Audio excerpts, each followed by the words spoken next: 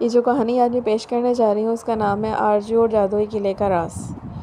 ایک دفعہ کا ذکر ہے کہ آرجو نامی بچہ اپنے دادا جان کے باغ میں اپنے دوست ٹپٹو کے ساتھ کھیل رہا تھا، جو دراصل ایک خرگوش کا بچہ تھا۔ کھیلتے کھیلتے وہ جھاڑیوں تک جا پہنچتے ہیں جہاں پر ان کو کوئی چیز چمکتی ہوئی دکھائی دیتی ہے۔ آرجو جیسے ہی آگے بڑھتا ہے تو اس کو ایک دروازہ چمکتا ہوا دکھائی دیتا ہے۔ اس کا دوست ٹپٹو بھی اس کی گود میں آ بیٹھتا ہے اور وہ کہتا ہے کہ چلو اندر جا کے دیکھتے ہیں کہ اس میں کیا ہے، اور وہ آرجو اس کی طرف حیرانگی سے دیکھتا ہے کہ تم تو بات کر رہے ہو۔ تو اس کا جو دوست ہے ٹپٹو وہ یہ کہتا ہے کہ شاید جادو ہو رہا ہے اور ابھی دیکھتے ہیں، ابھی تو شروعات ہے۔ تو وہ جیسے ہی اندر داخل ہوتے ہیں تو وہ دروازے کے اندر دراصل جادوئی محل،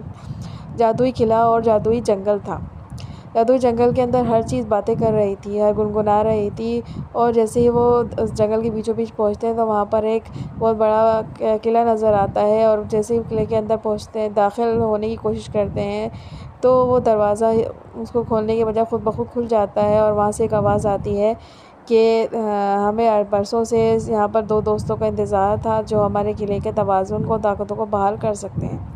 یہ آواز دراصل اس قلعے کے محافظ سرپرائز کی تھی جو کہ ایک الو تھا، اور وہ کہتا ہے کہ آپ کو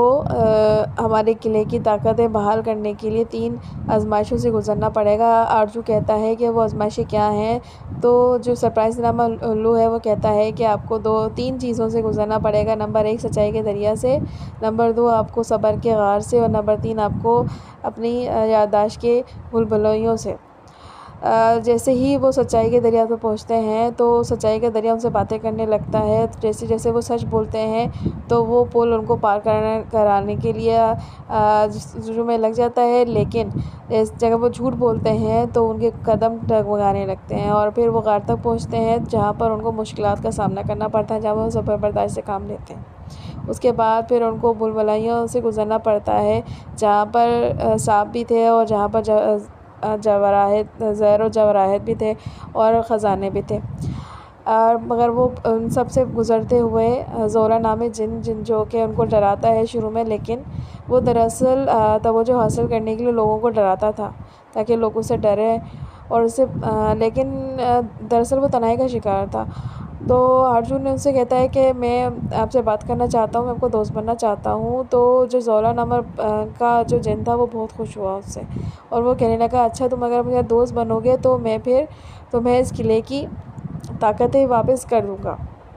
تو پھر وہ تینوں دوست بن جاتے ہیں اور اس قلعے کی طاقت و توازن بحال ہو جاتا ہے اور قلعے میں خوشیاں لوٹ آتی ہیں۔